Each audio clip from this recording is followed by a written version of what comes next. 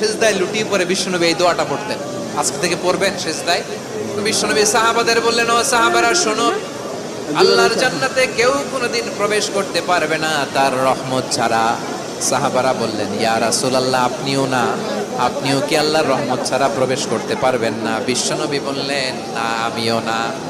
আমি বিশ্বনবীও আল্লাহর জান্নাতে আল্লাহর রহমত ছাড়া ঢুকতে পারবে না। তবে কিয়ামতের দিন আল্লাহর রহমত আমার চারদিকে বেষ্টনী দিয়ে থাকবে।